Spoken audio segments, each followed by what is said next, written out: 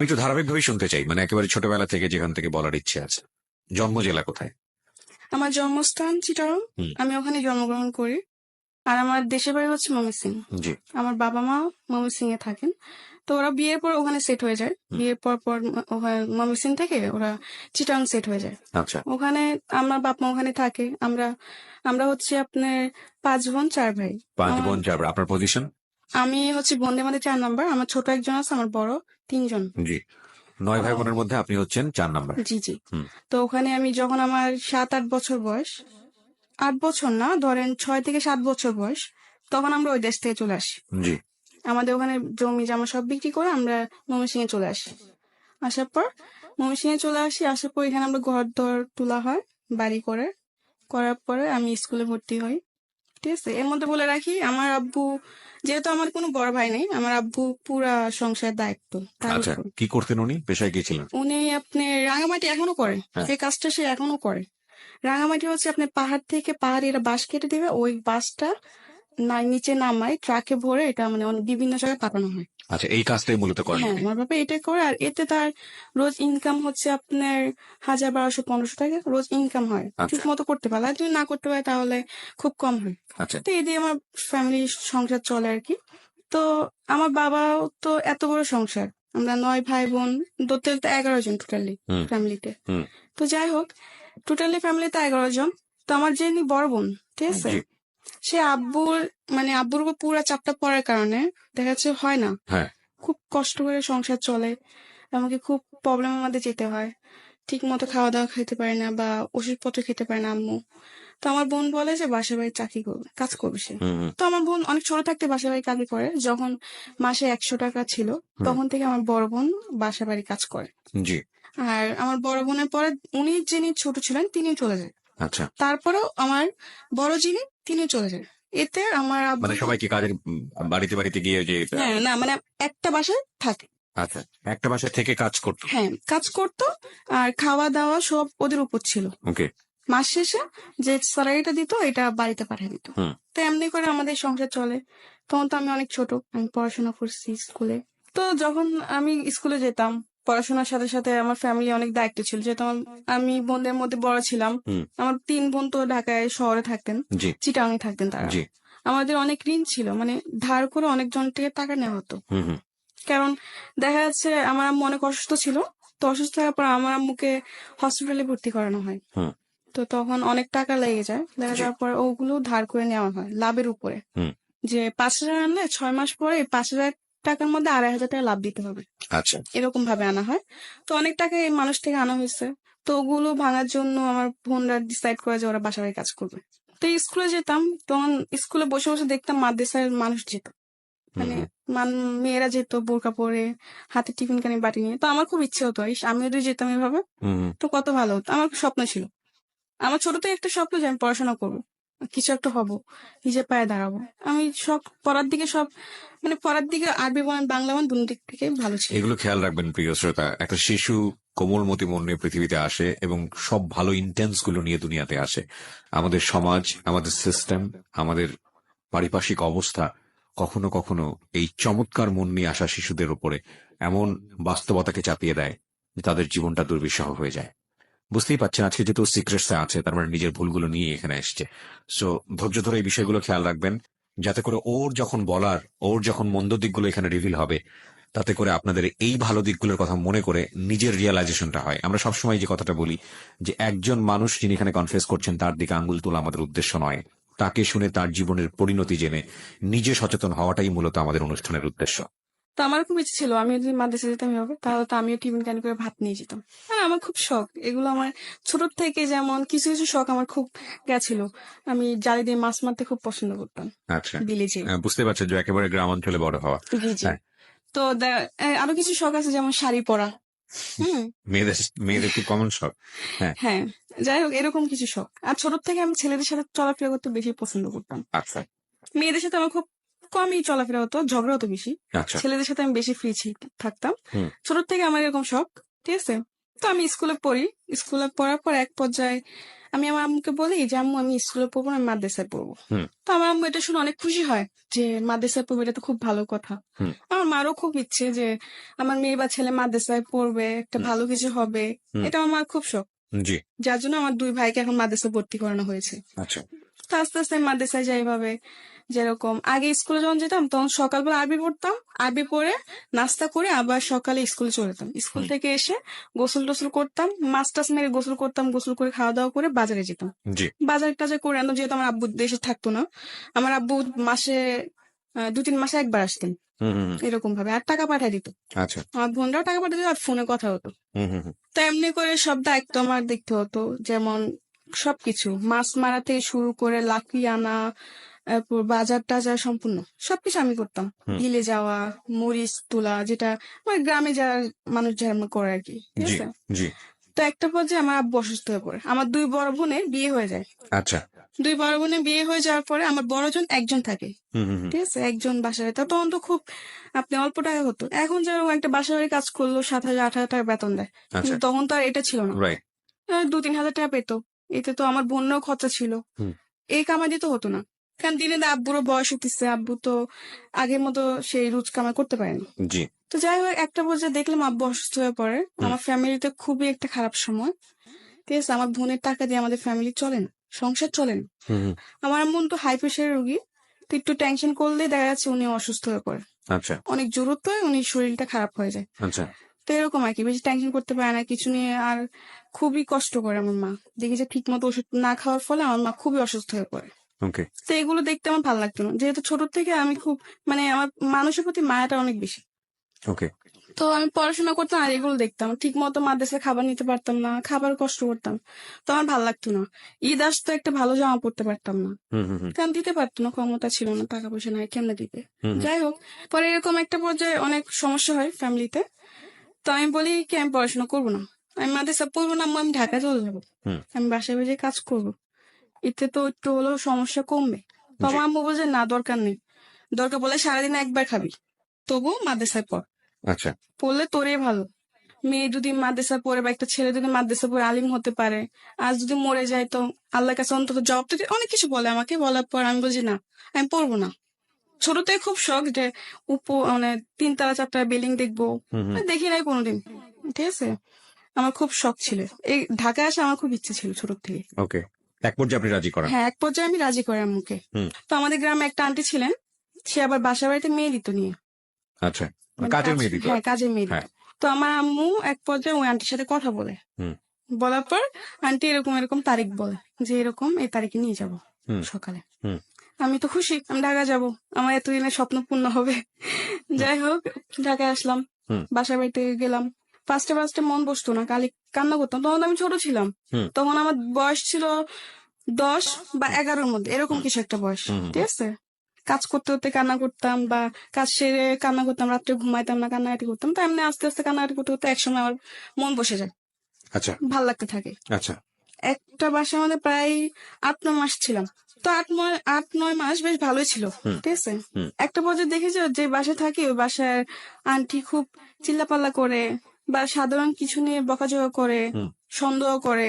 আর ওই বাসাটা আমাদের কিরকম ছিল যে উনিরা আবার, ওরা গ্রামেরই, হুম ঢাকার মিডিল ক্লাস ফ্যামিলি, বেশি বড় লোক না ওরা। হুম খুব ওদের মার্কেটে একটা দোকান ছিল, ওটা দিয়ে আর কি চলতো। তো ওদের বাসায় আমি কাজ করতাম, তখন আমার বেতন ছিল মাত্র 1500। হুম। তো মাস শেষে বেতন বাড়িতে পাঠিয়ে দিতাম, আব্বু নিয়ে যেত, না হলে আম্মু নিয়ে যেত, না হলে তখন তো মনে হয় বিকাশ ছিল কি ছিল না, আমার পুরোটা খেয়াল নাই। তো যাই হোক, এমনি করে বাড়িতে টাকা পাঠাই দিতাম, আমি রাখতাম না জি। কিছু। তো এমনি 8-9 মাস করার পর দেখলাম যে আন্টি অযথা বকাঝকা বা গায়ে হাত তুলতে আসে, জি। এরকম কিছু একটা করে। তো আমি বলছি আমি থাকবো না। আচ্ছা যাই হোক, থাকবো না। তো আমার বলে কেন থাকবেন, এসে অনেক কিছু করে ওই বাসাতে আমি চলে আসি। হুম হুম হুম। চলে এসে আরেকটা বাসা যাই, ঠিক আছে। ওই বাসাটা বেশ ভালোই ছিল, কারণ সব থেকে ভালো ছিল কি জানেন, আমি বললাম যে ছোট থেকে আমি ছেলেদের সাথে চলতে বেশি পছন্দ করতাম, রাইট। ঠিক আছে। তো ওই বাসায়, যে বাসায় গেছি নেক্সট টাইম, ওই বাসার মধ্যে আমার সমান 2টা মেয়ে ছিল, হুম আরেকটা ছেলে ছিল। তারা মানে তার আন্টির 3জন সন্তান বাচ্চা ছিল, ঠিক আছে। 2টা মেয়ে, একটা ছেলে, হুম ছেলেটা ছোট, মেয়েগুলো আমার সমান। তো জি। ওদের সাথে খেলাধুলা করতাম কাজ সেরে, আর আমাকে খুব আদর করতো। আর ওখানে একটা ছেলে ছিল, ছেলেটার নাম বলতে চাচ্ছি না, হুম বাট বাড়িওয়ালার ছেলে, আচ্ছা কিন্তু কোনোদিন আমাকে ও ওরকম নজরে দেখে না, কাজের মেয়ের নজরে দেখে নাই। আচ্ছা ভাবতো যে আমিও ওদের একটা কিছু, ফ্যামিলি মেম্বার। ফ্যামিলির মতো দেখতো। যাই হোক, তো ওদের সাথে খুব ভালো সময় কাটে। আস্তে আস্তে ওখানে বেশ অনেকদিনই ছিলাম, হুম। ঠিক আছে। তো একটা পর্যায়ে ওই বাড়ির যে মানে আঙ্কেল, আমি উনিকে আবার আঙ্কেল আন্টি বলতাম, ঠিক আচ্ছা আছে। আঙ্কেল একটা পর্যায়ে দেখি কি যে কিরকম জানি একটু অদ্ভুত টাইপের ব্যবহার করতে থাকে। আপনার বয়স তখন কত? তখন আমার বয়স এই 10 থেকে 11 10 থেকে 11, ওকে। হুম। তো এত কিছু বুঝতাম না তখন। আমি দেখলাম কয়েকদিন যাওয়ার পর, কয়েকদিন কিছু না, সবকিছু একদম ঠিক, আমি অনেক হ্যাপি। হ্যাঁ, সবার সাথে খুবই মিলেমিশে চলছে। মিলেমিশে চলছি, খাওয়ার সময় খাইতেছি, আবার টিভি দেখার সময় মানে খুবই মানে আমি মনে করতাম কি যে যে সময়টা আমি আমার গ্রামে পার করতে পারি না হুম। এত হাসি মজা করে, এটা আমি এখানে করতেছি। যে যাই হোক, একটা পর্যায়ে দেখি যে আঙ্কেল একটু অন্য টাইপের হয়ে গেছে। কিরকম যে মানে রাত্রে দেখি রুমের পাশে এসে দাঁড়ায় থাকা, বা রাত্রে ঘুমানো পরে আর কি, ঠিক হুম আছে। হুম হুম তো আমার একটা অভ্যেস ছিল কি, আমি টিভি দেখতাম আচ্ছা অনেক রাত্রে পর্যন্ত, টিভি দেখতাম 2টা 3টা পর্যন্ত আমি টিভি দেখতাম। তো আমি সব কাজকর্ম ছেড়ে আড্ডা আড্ডা মেরে শেষ হওয়া যাওয়া পরে খাওয়া দাওয়া সেরে ওরা ঘুমায় পড়তো। হুম তো ওরা তো ওদের বেডরুমে যে ঘুমায় পড়তো, তা আমি ড্রয়িং রুমে বসে টিভি দেখতাম। আচ্ছা রাতে 2টা 3টার মতো টিভি দেখতাম। ওকে তা একটা পর্যায়ে দেখি যে ওই ঘরে আঙ্কেল রাত্রে হঠাৎ করে এসে ডাক দেওয়া, বা আমাকে বলতো যে পানি নিয়ে আসো, এটা সেটা। হুম তো আমি নিয়ে যেতাম। কিন্তু একটা বছর দেখি যখন আমাকে বলতো পানি নিয়ে যাও, তখন যখন আমি ওকে পানিটা দিতে যাব, তখন ও আমার গ্লাসটা না আমার হাতটা ধরতো। হুম মানে এরকম ভাবে অনেক কিছু মানে কিছু অড জিনিস আপনি খেয়াল করলেন হ্যাঁ, হ্যাঁ, যেটা আপনার কাছে খুব অস্বস্তিকর মনে হচ্ছে। হ্যাঁ। Something beyond entertainment. Welcome. তারপর কি হলো? আর যাই হোক, আমি দেখতেছি এরকম কিছু একটা, হ্যাঁ, মানে পরে আমি আর কারোর সাথে এটা শেয়ার করি না, হুম কারোর সাথে না। তো এটা আস্তে আস্তে বাড়তে থাকে, দিন দিন বাড়তে থাকে। মানে উনি এক্স্যাক্টলি উনি ছিলেন হচ্ছে বাড়িওয়ালা। হুম হুম আচ্ছা হুম তো আমি মনে মনে ভাবলাম যদি বলি তো হয়তো সবাই আমাকেই দোষারোপ করবে, হ্যাঁ, মিথ্যা বলতিস, আচ্ছা এরকম কিছু না। আচ্ছা কারণ তারও তো 2টা মেয়ে আছে, আচ্ছা ঠিক আছে। পরে কিছু বলি নাই। পরে আমার বড় বোন ছিলেন আবার, আমি যেখানে থাকতাম ওখান থেকে কিছুটা দূরে আমার বড় বোনের বাসা, ওখানে সে কাজ করতো। আচ্ছা তো আমি আমার বড় বোনকে বলি আমি থাকবো না এই বাসায়। কিন্তু আমার আরেকদিকে মায়া ছিল ওই ছেলেটার প্রতি, কারণ ওদের সাথে আমি এত ভালো সময় কাটাইছি। ও আমি চলে ওদেরকে খুব মিস করবো, আমি যেতে চাইছি কিন্তু না যে আমি পারতেছি না, হুম আমার এগুলো ভালো লাগছে না। হুম তো আমার বোনকে বলে আমি থাকবো না, আমি চলে যাবো। তো আমার বোন বললো কেন, এতদিন বললে এত ভালো ভালো, এখন তুই চলে যাবে, কারণ কি? তো আমি বলছি না আমার ভালো লাগে না, আমি থাকবো না, আমি চলে যাবো। হুম এরকম বলার পর আমার বোন অনেক কাড়াকাড়ি করে। আচ্ছা এই 2 দিন পর বাসা চেঞ্জ করে, এটা কি ভালো? কিন্তু আমি কেন বাসা চেঞ্জ করি এটা তো আর ওরা জানে না, জানো আমি তো ওদের সাথে শেয়ার করি না জিনিসটা। হুম এমনি করে আমার বোন বলে থাক, দেখ বাড়িতে অনেক প্রবলেম, কয়েকটা মাস থাক কষ্ট করে। তো এমনি এমনি আমি আর 2টা মাস থাকি। থাকার পর খুবই দেখা যাচ্ছে আমি রাতে ঠিক মতো ঘুমাতাম না, ভয় থাকতো সবসময়, মনে মধ্যে ভয় কাজ করতো। জি কারণ এই জিনিসগুলোর সাথে তো আমি আগে কোনোদিন মানে ভাবি নাই যে এরকম কিছু একটা, মানে অনেক কিছু মানে গ্রামের টাইপের ছিলাম, আচ্ছা এত বুঝ জ্ঞান বা এত এত ইন ডিটেল জানা ছিল না। না না হ্যাঁ জানা ছিল না। 2 মাস থেকে আমি বাসার থেকে চলে আসি, কিন্তু আমার মন খারাপ ছিল ওদের জন্য, যে সবাইকে ছেড়ে চলে আসছে। আমি অনেক আসার পর অনেক কান্নাকাটি করি। হুম তো আমার বোন বলে কি তোর এখানে থাকতে হবে না, তুই আমার খালাম্মাদের কাছে চলে যা। আমার খালারা তখন কলাবাগান থাকতেন, হুম, আচ্ছা ওখানে ওরা খালারাও কাজ করতেন। হুম। আচ্ছা তো আমার বোন বলে তো ওরা ওদের কাছে চলে যা। হুম তো আমি এক পর্যায়ে আমার খালাম্মাদের কাছে চলে যাই, ঠিক আছে। ওখানে যাওয়ার পর ওরা আমাকে একটা বান্দা বাসায় দেয়, হুম। ওই ওই বাসাতে আমি একটা বেবি রাখতাম, বাচ্চা, মানে বাচ্চার দেখাশোনা করতে হ্যাঁ হতো বাচ্চার আপনাকে। দেখাশোনা ওকে করতাম। হুম তো যখন আমি যাই তখন ওর বাচ্চার বয়সটা ছিল আপনার 2 থেকে 2.5 মাস, অনেক ছোট। হুম আর ওর বাপ মা দুজনে চাকরি করতেন, চাকরিজীবী ছিলেন, হাজবেন্ড আর ওয়াইফ। আমি ওই বাচ্চা দেখাশোনা করতাম ছোট থেকেই, ওকে খাওয়ানো দাওয়ানো সবকিছুই আমার দায়িত্ব ছিল, গোসল থেকে নিয়ে ঘুম পাড়ানো। তো বাচ্চার এমনি বয়স কত ছিল? ওই যে বললাম 2.5 মাস। 2-2.5 মাসের বাচ্চার পুরো দায়িত্ব আপনার উপর। হ্যাঁ আমার উপর। তখন আপনার বয়স কত? আমার তখন বয়স হচ্ছে আপনার 12 12 12.5 ভেরি এরকম, tough job, very tough job. হ্যাঁ ঠিক আছে। তখন আমি তো নিজে একটা বাচ্চা, আমি একটা বাচ্চায় কি করবো, তবে একটা যে সবসময় মাথায় ভাবতাম যে আমার করতে হবে, হুম কারণ যদি আমি না করতে পারি তাহলে আমি কাজ করবো কি করে আর টাকা কামাই করবো কি করে। তখন আমার এই চেষ্টা ছিল, আমি ছোট থেকে একটা কি, আমি কোনো কিছুর জন্য হার মানতাম না সহজে। আমি যেটা হয় না এটা আমি করবো, বারবার চেষ্টা করবো। তো তখন ওই বাচ্চার দেখাশোনা সব আমি করতাম। তো এমনি এমনি বেশ বাচ্চার সাথে এমনি থাকতে থাকতে বাচ্চা আস্তে আস্তে বড় হয়, ঠিক আছে। বড় হতে থাকলো, বেশ ভালোই সময় কাটতেছে, হয় বেবির সাথে খেলাধুলা করতাম। ফলে কি একটু কষ্ট হতো, যেমন রাতে 2টা-3টা পর্যন্ত জায়গা থাকতে হতো আমার হুম। বাচ্চাকে নিয়ে। হুম। তো এদিক থেকে আমি একটু কষ্ট পেতাম, ঘুমের থেকে আমি খুব কষ্ট করতাম, ঘুম জিনিসটা বেশি কষ্ট করতাম আমি ওখানে। ওকে। তো যাই হোক, এমনি করতে করতে 6-7 মাস কেটে গেল। ওকে। যখন বাচ্চা 8 মাসের বয়স তখন আমি ওখান থেকে চলে আসি। যাই হোক, ওখান থেকে আসারও কারণ আছে, আসতাম না, কারণ একটা বাচ্চাকে রাখতে রাখতে ওদের প্রতি আমার মায়া চলে আসছে। হুম হুম হুম। কিন্তু ওরা এমন কিছু করতেছিল তখন যে না এসে আমি পারতেছি না, কারণ একটা সহ্যের সীমানা থাকে। ওখানে কিছু প্রবলেম হইতেছে যে বাচ্চা কান্না করতেছে কেন, এটা জবাব দিতে হবে আমার। এখন স্বাভাবিক, একসময় হাসবো একসময় কান্না করবে, এটাই তো হুম। নিয়ম। সবাই তো আর সবসময় হাসবে না, সবসময় কান্নাও করবে না, এটা তো ওদের বুঝতে হবে। রাইট। কিন্তু ওরা ওটা বুঝে না। ওরা খাবার দিল, খাবারটা পুরোপুরি খায় না। সবসময় কি একটা মানুষ কি সবসময় খাবার শেষ করে উঠতে পারে? হুম। এটা বুঝবে না, বলে কি তুই বাচ্চাকে ঠিক মতো খাবার দাবার করাস না, এই হুম। করাস না সেই করাস না, অনেক কিছু। মানে এগুলো নিয়ে আমার সাথে অনেক খারাপ ব্যবহার করতে থাকে, অনেক রাফ ব্যবহার করে আমার সাথে। হুম। তো এগুলো আমার ভালো লাগে না। তখন তো আমি বেশ একটু হলো বড় ছিলাম, হুম। তো আমার এগুলো অনেক খারাপ লাগতো যে গরিব হয়েছে বলে এত অবহেলা, আমার এগুলো ভালো লাগতো না। পরে আমি কি করি, কিছু বলি না। তো একদিন বাচ্চাকে গোসল করাতে নিচ্ছে, হুম। হ্যাঁ, গোসল করা নেওয়ার পরে আমি একটা জিনিস ভুলে আনি নাই। গোসল করাতে নিতে হলে শ্যাম্পু, সাবান, হুম। তয়লা, অনেক কিছু, গোসলের যা যা আয়োজন সবকিছু আমার তৈরি করতে হতো। জি। তো ওদিন আমি একটা জিনিস ভুলে আনতে মন নেই, হুম। ঠিক আছে।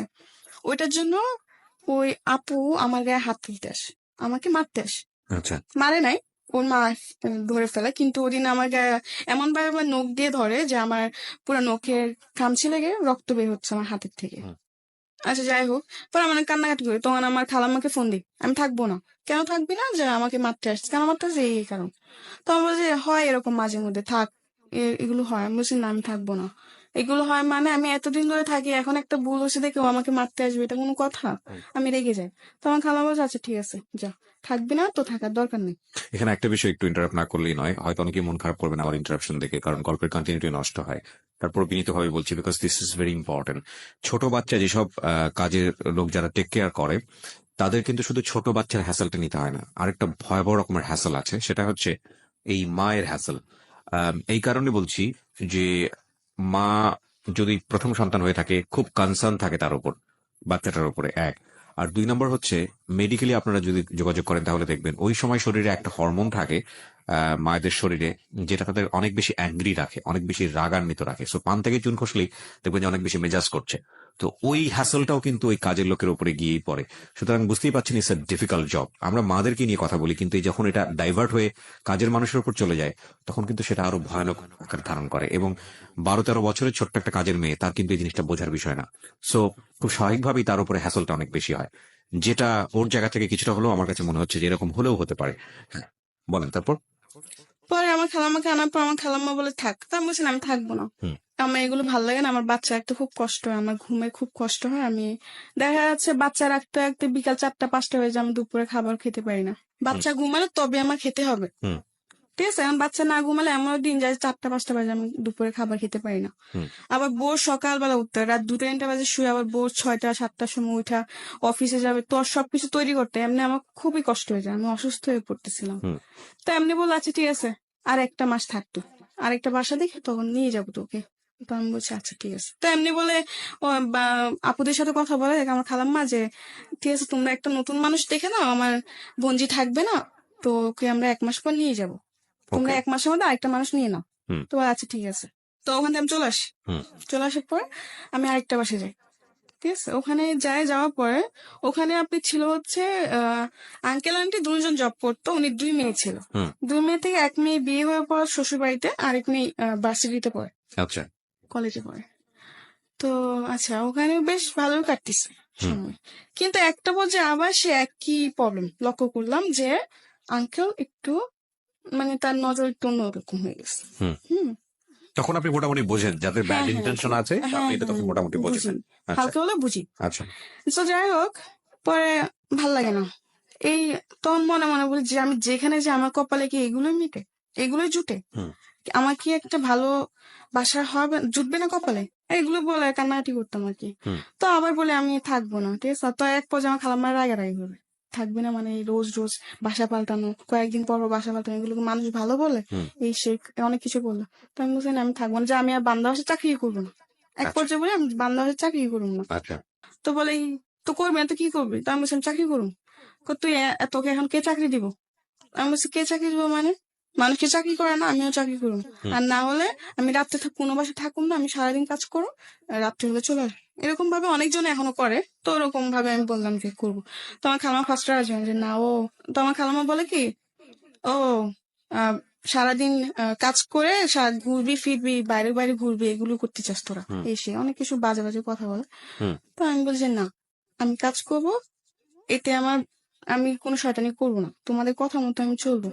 তো আমার খালামাকে বলো ফার্স্টে রাজি হয় না, পরে অনেক জোরাজুরি করে আমি রাজি করাই, ঠিক আছে। তো আমি চলে যাই, ওই বাসা থেকে চলে যাই। হুম। যাওয়ার পরে একটা বাসা নেই, সারাদিন থাকি, রাত্রে চলে আসি। ওখানে আচ্ছা। আপনি হচ্ছে রান্না বান্না। তো আমি তো ছোট ছিলাম, আমি রান্না বান্নাটা বুঝতাম, কিন্তু আমার চেষ্টা ছিল আমি করবো, আমি শিখবো, না শিখলে আমি ভবিষ্যতে রান্না করবো কি করে, হুম। আমার এটা ভাবনা ছিল। তো আচ্ছা ঠিক আছে, তো ফার্স্টে গেছি, ওই ঘরে আন্টি দেখাই দিত, ঠিক আছে।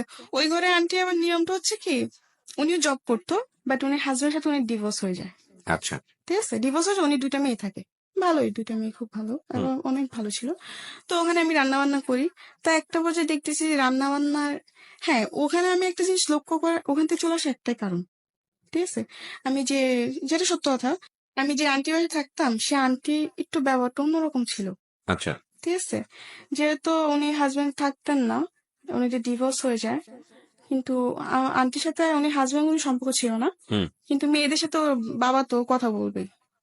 তো যাই হোক, তো একটা পর্যায়ে দেখি কি যে আন্টির বাসায় প্রতিদিন একটা লোক আসে, কিন্তু যখন আমি প্রশ্ন করলাম কে ওদের মেয়েকে, তখন বলে যে জানি না, আঙ্কেল, ঠিক আছে।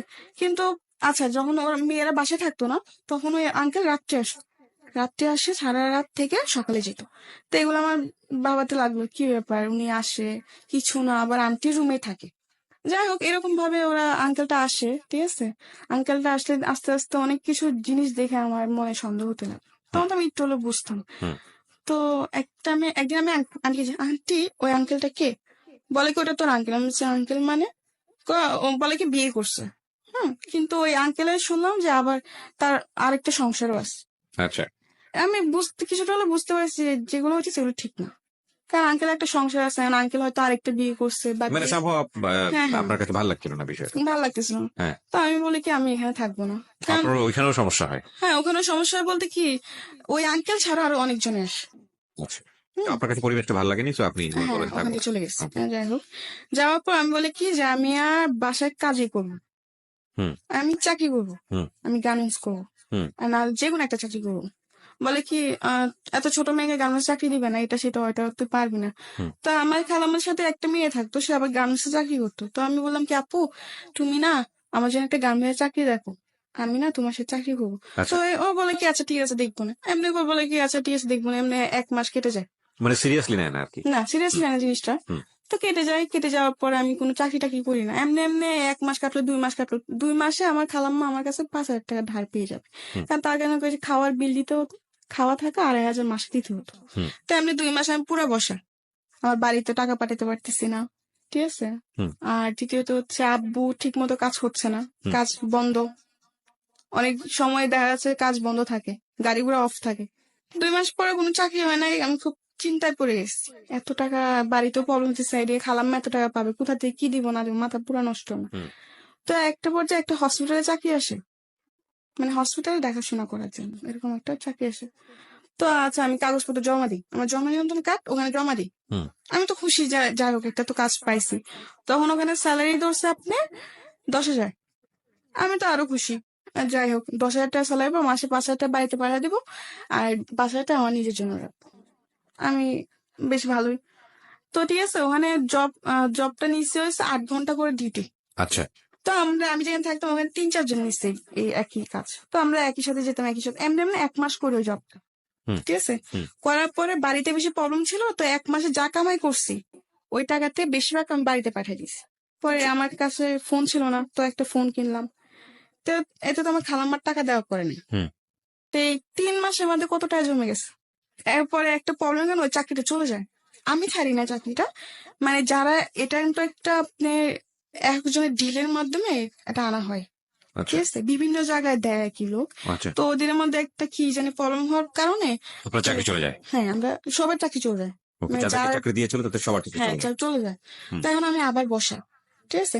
আবার বলে রাখি, এই চাকরির মাধ্যমে ঠিক আছে একটা ছেলের সাথে আমার পরিচয়।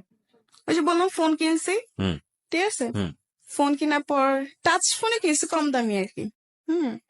ফোন কিনছি, পর আমার ফোনে প্রবলেম, আমি কারণ বাজার নিয়ে গেছি, ছেলেটার দোকানটা কারণ বাজার, হুম ফোন সার্ভিসিং এ। ফোন সার্ভিসিং ও করে, আবার দেখা যাচ্ছে ফোনে গান টান লোডও দেয়, এরকম একটা। তো ওই ছেলের কাছে যাই, ঠিক আছে। তো ওদিন টাচ ফোন, মেমোরিতে প্রবলেম, সেটে ফ্লাশ দিতে হবে, পুরা সেট বাইরে সে হয়ে গেছে। তো ওদিন আমার কাছে টাকা শর্ট ছিল, 250 টাকা না ফ্লাশে ছেলেটা। হুম তো যাই হোক, ওই ছেলেটা কি করলো, আমার ফোন টোন পুরো ঠিক করে দিছে, ঠিক আছে। তো আমার কাছে টাকা পাবে হচ্ছে 450 টাকা পাবে, কিন্তু আচ্ছা ওদিন আমার কাছে টাকা ছিল হচ্ছে 200। আচ্ছা তা এখানে আরো অনেক টাকার পার্থক্য না। হুম তো আমি ওই ছেলেটাকে বললাম কি, আচ্ছা ভাইয়া শুনেন, আমি তো পুরো টাকা আনি নাই, হুম আপনি ছেলেটাকে ফার্স্ট টাইম বলছি, দেখেন ভাইয়া এত কিছু করতে হবে না, জাস্ট আপনি আমার ফোনটা ঠিক করে দেন হালকা ভাবে, যেন আমি কিছু চলতে পারি, পরে আমি ঠিক করবো, আমার কাছে আচ্ছা টাকা নাই বেশি। তো ছেলেটা বললো কি, সমস্যা না, আমি আপনাকে ঠিক করে দিই, আপনি পরে যে পরে টাকা দিয়ে দিন, হুম এমনি বলে আর কি। পরে আমি নাম্বারটা দিই, নাম্বারটা দেওয়ার পর আমি বাসায় চলে আসি। আসার পর 2 দিন পর ছেলেটা আমাকে ফোন দেয়। হুম ছেলেটা ফোন দেয়, দেওয়ার পর আমাকে ভালো মন্দ জিজ্ঞাসা করে, আমি বলছি, কে বল, এরকম না, তো পরিচয় দেয় আর কি। তো আমি বলছি, ও আচ্ছা। তো আমি বললাম হ্যাঁ আমি ভালো আছি। এমনি এমনি আস্তে আস্তে ও ফোন দেয়, ঠিক আছে। তখন আমি কোন ছেলের সাথে কথাবার্তা বলতাম না, আমি আমার গ্রামে একটা ছেলেকে লাইক করতাম, আচ্ছা আচ্ছা পছন্দ করতাম আর কি, ওকে কিন্তু কোনো প্রকাশ করিনি। তো যাই হোক, ওই ছেলেটা আমাকে ফোন দিতে থাকে এমনি আস্তে আস্তে। তো আমিও কথাবার্তা বলতে আমার খুব ভালো লাগতেছিল তখন। তো আমার কিছু অতীত আছে, এগুলো আমি বলি হুম সবগুলোর সাথে। অতীত বলতে মানে আপনি কিছু মানে ঘটনা ছেড়ে হ্যাঁ, আসছেন। হ্যাঁ কিছু ঘটনা আমি ছেড়ে আসছি, ওই ঘটনাগুলো আমি বলতে চাই। ওকে, প্রিয় শ্রোতা, আমরা একটু ফ্ল্যাশব্যাকে যাচ্ছি। আমরা একটা জায়গায় আছি, সেটা হচ্ছে এই ছেলেটার সঙ্গে মূলত এর পরিচয় ফোনের মাধ্যমে। যে ছেলেটার নামও বলেনি, প্রয়োজন হলে আমরা পরে জিজ্ঞেস করব। এই ঘটনার আগে কিছু ঘটনা আছে ওর জীবন ইম্পর্টেন্ট, যেটা আপনাদের জানা প্রয়োজন। সেই ঘটনায় আমরা আপনাদেরকে নিয়ে যেতে চাই। Something beyond entertainment. Welcome, welcome. তারপর কি হলো? আচ্ছা, তো এমনি তো আমি ঢাকা শহরে বাসা বাড়ি কাজ করতাম, ঠিক আছে। তো হুম একটা পর্যায়ে আমি এর মধ্যে কিছুটা সময় আমি দেশে ছিলাম, 5-6 মাসের মধ্যে, মানে 5-6 মাসের মধ্যে আমার দেশের যে থাকা ঘটনাগুলো সেগুলো বলবো। হুম হুম হুম মানে এতটা আমার ফ্যামিলি থেকে আমি কেন দূরে চলে আসে, এই ঘটনাগুলো আমি বলতে চাইতেছি, হুম ঠিক আছে। মানে যাই হোক, পরে এরকম হওয়ার পর আমি দেশে চলে যাই, ঠিক আছে। তো দেশে চলে যাই, দেশে চলে যাওয়ার মানে পরে মানুষের বাসায় কাজ করতে করতে একসময় আপনি দেশে চলে যান। হ্যাঁ দেশে চলে যাই, যে এইসব টর্চার আমার ভালো লাগে না, হুম ঠিক আছে। ভালো লাগে না দেখে আমি দেশে চলে যাই। দেশে চলে যাওয়ার পরে আমার খালারা রাগারাগি করে, তুই দেশে চলে যা। হুম খালা রাগারাগি করে দেখে আমি দেশে চলে আসছি, ঠিক আছে। দেশে চলে আসি, আসার পরে আম্মু বলে কি ব্যাপার তুই চলে আসলি এসে। আমি বলছি মা এমনি চলে আসছি, ভালো লাগে না, হুম আমি আর ঢাকা শহর যাবো না, কাজ করবো, আমি আবার আরবি পড়বো, কোরআন শরীফ নেবো, আমি কোরআন শরীফ পড়বো। আমি আম্মুকে বলে এরকম, আম্মু বলে আচ্ছা ঠিক আছে, হুম কয়েকদিন বাড়িতে থাক, পরে আবার চলে যা। আচ্ছা আর আমি বলে আচ্ছা। তো আমি এক পর্যায়ে বলে আচ্ছা, পরে বলি যে না যাবো না। হুম তো আমার আম্মু বলে কি, যাবি না মানে। আর আমি ছোটতে অনেক ছোট থেকে শান্ত ছিলাম, কিন্তু যখন আমার 12-13 বছর বয়স, তখন থেকে আমি অনেক দুষ্ট হয়ে গেছি। আচ্ছা, দুষ্ট বলতে কি, গ্রামে যাওয়ার পরে এদিক দৌড় মারতাম, ওদিকে দৌড় মারতাম। একটু হলো তো আমি বড় হয়েছি, দুরন্ত ছিলেন আর কি। হ্যাঁ হ্যাঁ দুরন্ত ছিলাম। হুম মানুষ এটা বলতো ওটা বলতো, গ্রামে তো দেখা যাচ্ছে 12 বছরের মেয়ে অনেক বড় হয়ে যায় তাদের জন্য। হুম তো যাই হোক, পরে আমার আম্মু বলে কি এমনি তো আর রাখা যাবে না। আমি দুষ্টুমি করে দেখে মানুষ বিচার দেয়, হুম আমার আম্মুর কাছে বিচার দেয়। তো আম্মু বলে কি এমনি তো আর রাখা যাবে না। আবার আমি বলে রাখি, আমার দুলাভাই তো ছোট থেকে আমাকে খুব আদর করে বড় করছে। হুম আমি খুব আদরের শালী, যখন আমি ঢাকা চলে যাই আমার দুলাভাই খুব রাগ করে, কেন ঢাকা পাঠিয়ে দিছে। আচ্ছা না আমাকে তো পাঠায়, আমি তো নিজে গেছি ঢাকায়। তো যাই হোক, তো আমার দুলাভাই আমাকে নিয়ে, আমার আমার প্রতি আমার দুলাভাই খুবই গেছিল, দুর্বল ছিল। হুম দুর্বল বলতে কি, যে বোন হিসাবে অনেক আদর করতো, আমার বোন হিসেবে আমার প্রতি অনেক দুর্বল ছিল আমার দুলাভাই, আচ্ছা আমিও তার প্রতি ছিলাম। তো যাই হোক, পরে এরকম চলতে থাকে, ঠিক আছে। তো একটা পর্যায়ে আমার ফ্যামিলি, তখন আমি গ্রামে, ঠিক আছে। আমার বোন জামাইরা, আমি বাড়িতে যাওয়ার পর আমার বোন জামাই, আমার ভাগ্নেরা সবাই আমাদের বাড়ি চলে আসে, হুম সবাই একসাথে থাকি। হুম তো একটা পর্যায়ে কি হয়, একদিন আমার দুলাভাই কাজ করতেছেন, তো আমি কি করলাম, শয়তানি করে পিছের থেকে উনিকে জাবড়ায় ধরলাম, কোমরে ধরে হাসতেছি, শয়তানি করতেছি। এটা আমার মামি দেখতে পারে। আচ্ছা মামি দেখতে পায়, মামি দেখার পর আমার আম্মুকে যে এটা বলে, হুম হুম আমার আম্মুকে আর আমার বোনকে এই জিনিসটা বলে। আচ্ছা। বলার পর ওই জিনিসটা ওরা একটু স্বাভাবিক ভাবে নেয় না, হুম। জিনিসটা অন্য নজর ভাবে, বা আমি অন্যভাবে বলা অন্যভাবে নেয়, এটা স্বাভাবিক, বুঝছেন? তো বলার পরে এগুলো নিয়ে আস্তে আস্তে দেখি আমার বোন জামা আর আমার বোন ঝগড়া করতে শুরু করে। মানে সবাই এটা ডাউট যে আমার বোন জামার সাথে আমার কোনো সম্পর্ক সম্পর্ক আছে, আছে। ওকে। কোনো খারাপ সম্পর্ক আছে বা এরকম কিছু, কিন্তু আসলে তো তা না। যাই হোক, এরকম করতে করতে এক পর্যায়ে আমার বোন আর বোন জামার মধ্যে খুবই প্রবলেম ক্রিয়েট হয়। হুম। ঠিক আছে, খুবই ঝগড়াঝাটি, কি একটা জানি অবস্থা হুম। বলার বাইরে। তো আমার বাপ মা এগুলো দেখে বলে কি আমাকে বিয়ে দিয়ে দিবে, মানে আচ্ছা, বিয়ে জ্ঞাটা এই 12-13 বছর বয়সী। হ্যাঁ 12-13 বছর বয়সে আমাকে তারা বিয়ে দিয়ে দিবে। তো আমার বোন জামাই বলে যে না, এই বয়সে ওকে কেন বিয়ে দিবেন, ওর বড়জন বাকি, মানুষ তো খারাপ বলবে হুম। যে ছোটটা বিয়ে হয়েছে বড়টা বিয়ে হয় না, তার মানে ছোটটা নিশ্চয় কোনো প্রবলেম আছে। হুম হুম। তো আমার বোন জামাই ফার্স্টে রাজি হয় না, আমার মা বলে কি যে না বিয়ে দিব, কারণ ওদের সন্দেহ যে আমাকে যদি বিয়ে না দেয় তাহলে হয়তো আমি আমার বোন জামাইয়ের সাথে ভেগে যাবো, আচ্ছা। আমার বোনের সাথে আমরা বিয়ে করে ফেলবো, এরকম একটা কিছু, এটা আমার বোনের জীবনটা নষ্ট হয়ে যাবে। তো যাই হোক, তো অনেক চাপের মধ্যে, ঠিক আছে, আমার এই বিয়ে করতে হয়। আমার পরে একটা বিয়ের কথা আসে। হুম হুম হুম। ওই ঝগড়াঝাটির মধ্যে একটা বিয়ের প্রস্তাব আসে আমার জন্য। আচ্ছা। আমার মামাদেরকে বলে রাখে, তো আমার মামা বিয়ের প্রস্তাবটা নিয়ে আসে, ঠিক আছে, কিন্তু যার সাথে আমার বিয়ের প্রস্তাবটা আনা হয় হুম। সে আমার থেকে অনেক বড়, আমার আচ্ছা। থেকে অনেক বয়স বেশি, তার হয়তো Okay. আমার 2 জন্মে বড় হবে, ওকে। অনেক বয়স। তো যাই হোক, সবাই দেখে শুনে কথাবার্তা বলে তারা রাজি। হুম হুম। তো আমাকে আমাকে দেখা ওদের পছন্দ হয়, তো ওরাও রাজি, আমার ফ্যামিলিরাও রাজি, বাট আমি রাজি ছিলাম না। কিন্তু আমি তখন না বলেও পারতেছি না, যদি আমি এখন এই বিয়ে না করি হয়তো আমার বোনের জীবনটা নষ্ট হয়ে যাবে, দুটা বাচ্চা আছে, ওদের জীবনটা নষ্ট হয়ে যাবে। হুম হুম হুম। তখন আমার মাথায় খালি কি করবো না করবো বুঝে কুল পাইনি, ঠিক আছে। তো আমার বোন জামাই বলে কি এই বিয়ে হবে না, আমার মা বলে কি এই বিয়ে হবে, দুজনের মধ্যে এগুলো নিয়ে অনেক ঝগড়াঝাটি, দ্বন্দ্ব তৈরি হয়। হ্যাঁ দ্বন্দ্ব তৈরি হয় যে এই বিয়ে হবে, এই তো অনেক ঝগড়াঝাটি হয়, ঠিক আছে। তো আমাকে আমার মামার তো বোন একটা বলে কি দেখ তোর জামাই বুড়া, এসে অনেক কিছু বলে। তো আমার আম্মু এসে বলে কি একদম চুপ, আমার মামার তো বোনটাকে বলে যে একদম চুপ থাকো, কি ছেলেরা কি বুড়া হয়, ছেলেরা কি কোনোদিন বুড়া হয়, এগুলো বলে, গ্রামে এখনো বলে এগুলো, হুম। এই ছেলেরা বয়স হলে কি বুড়া হয়ে যায়, এটা ওইটা সেটা অনেক কিছু বলে, ঠিক আছে। তো ওদিন আমার কিছু, তো আচ্ছা যাই হোক, ওইদিন কথাবার্তা ফাইনাল, এই বিয়ে পুরো ঠিক, ঠিক আছে। আমার তো একবার জানার চেষ্টা করেন যে আমি এই বিয়েতে রাজি কিনা, আর Okay. তখন রাজি না হওয়ার পর ছাড়াও তো কোনো উপায় ছিল না আমার। আচ্ছা। যাই হোক, পরে আমি এই বিয়ের জন্য আমার, হ্যাঁ কথাবার্তা শেষ, তো কথাবার্তা শেষ, বিয়ের ডেট ডেট সব ফিক্স, 1 সপ্তাহের মধ্যেই বিয়ে। হুম এর মধ্যে আমার ওরা চলে যাওয়ার পর পরের দিন আমার বোন জামাই বলে কি এই বিয়ে হবে না, আর যদি জামাই আসে তো জামাইকে রাস্তা থেকে পা ভেঙে আবার বাড়িতে ফিরাই দিব। আপনার বোন জামাই? হ্যাঁ আমার বোন জামাই বলে। আচ্ছা। এতে মানুষ আরো সন্দেহ করে যে Right. কি ব্যাপার, সেটাই তো। হ্যাঁ। যে ওকে বিয়ে হতে দিবে, তার মানে নিশ্চয় কিছু আছে। হুম।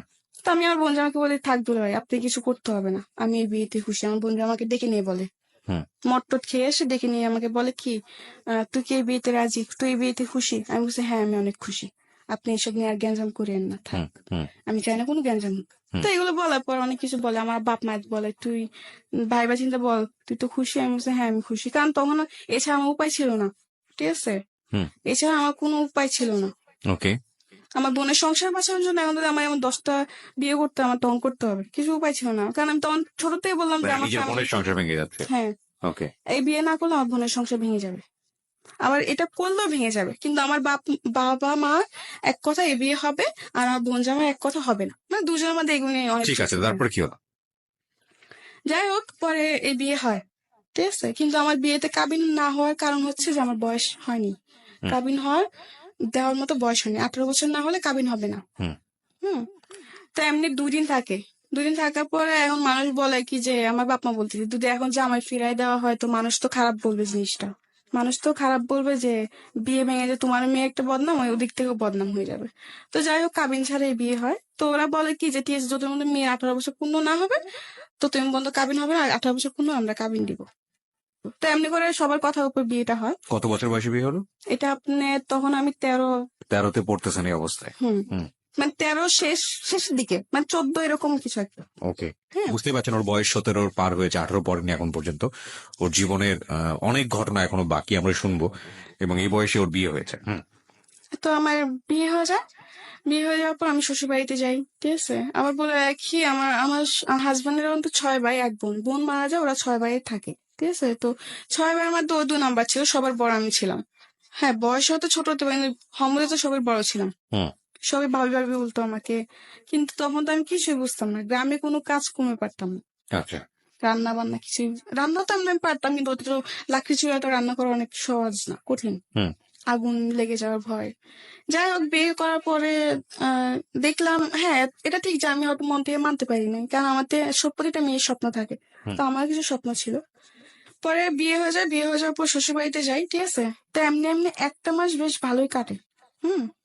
1টা মাস খুবই, মানে আমার আদর যত্ন কোনো দিক থেকে আমাকে সে কষ্ট দেয় নাই, আচ্ছা। ঠিক আছে। তো 1 মাস পর ওর মেয়ে আসে, আবার বলে রাখি অন্তত 2টা মেয়ে আছে। ওই 2টা মেয়েরও বিয়ে হয়ে গেছে শ্বশুর বাড়িতে। আচ্ছা, মানে ওই লোকটার বয়স কত থাকে তখন? তখন আপনি 40, মানে 50-এর কাছাকাছি। মাই গুডনেস, ওর হাজবেন্ডের বয়স ছিল 50-এর কাছাকাছি, এবং উনি উনি কত নম্বর ওয়াইফ ছিলেন ওনার? 4 নাম্বার। 4 নাম্বার। চিন্তা করে দেখেন অবস্থা। ওকে, বলেন তারপর। 4 নাম্বার ওয়াইফ, কিন্তু এটা কেউ জানতো না যে ও ওর 3টা বিয়ে করছে আগে। আপনার সবাই ফ্যামিলি কেউ জানতো না? না, সবাই এটা গোপন করছে, ঠিক মাই আছে। গুডনেস। ওকে। গোপন করে কেউ জানে না, সবাই জানে যে একটা বিয়ে করছে, বউ পালায় চলে গেছে। এই জন্য সে আরেকটা বিয়ে করে, এমনি তার একা থাকা যায় না, হুম হুম হুম। কেউ তো দরকার। তো যাই হোক, এমনি করে বিয়েটা করে। 1টা মাস পুরোপুরি ঠিক।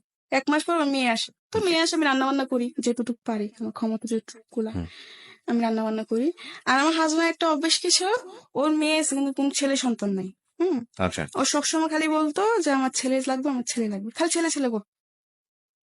তা আমি একদিন প্রশ্ন করলাম যে, ছেলে আর মেয়ে তো কেউ বানায় না, এটা তো আল্লাহ সৃষ্টি, যা যা সৃষ্টি যে করে তাই তো বুঝবে, তাই না। এখন তোমাকে যদি আল্লাহ ছেলে না দিয়ে মেয়ে দেয়, তখন কি মেয়ে হলে ভালো, আর ছেলে তো আরো বেশি ভালো। হুম। মানে ওর ছেলে ছেলে এরকম একটা জিনিস আর কি। ওকে। তো যাই হোক, ওর মেয়ে আসে, আসার পরে একটা জিনিস দেখলাম, 2-3 দিন বেশ ভালো, 2-3 দিন পরে সে একটু পাল্টে গেছে, একটু অন্যরকম হয়ে গেছে। মানে আমার সাথে বেশি কথা বলে না, ঠিক আছে। ছোটখাটো জিনিস নিয়ে রাগারাগি, চিল্লা পাল্লা, মারধর করতো। হ্যাঁ, এমনি এমনি বেশ ভালোই এরকম অত্যাচার আমার উপর চলতেছে। হুম। মেয়ে যাওয়ার পর এটা আরো বেশি বেড়ে যায়। আচ্ছা। বন্ধুদেরকে নিয়ে বাসায় মদ নিয়ে এসে আড্ডা মারা, ঠিক আছে। রাতে 2টা 3টা পর্যন্ত আড্ডা দিত। আমাকে ঘুমাতে দিত, নিজেও ঘুমাতো না, তাদের জন্য আমার বসে থাকতে হবে। এসব আড্ডা শেষ হওয়ার পরে ও বন্ধুদেরকে বিদায় দিয়ে পরে ও ঘরে আসবে, পরে আমাকে ঘুমাতে হবে। আমি আগে ঘুমাই গেলে এটার জন্য আমাকে বকবে, আমি আগে কেন ঘুমাই যাই। এরকম ভাবে আমার উপর অনেক অত্যাচার করে সে, ঠিক আছে। এমনি এমনি প্রায় 2 মাস 2-2.5 মাস কাটে। হুম। আমার হাজবেন্ড বাসায় কিন্তু আমি 3 মাসও থাকি না, ঠিক আছে।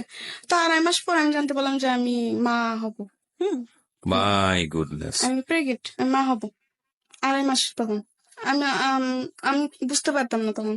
তো একদিন হঠাৎ করে খুব মাথা ঘুরতেছিল, মানে মাথা ঘুরতো, বুঝতে পেরেছি, আপনি যে সিমটমটা বুঝতে পেরেছেন যে আপনি মা হবেন। হ্যাঁ, হ্যাঁ। তারপর কি হলো? পরে ও তো খুশি।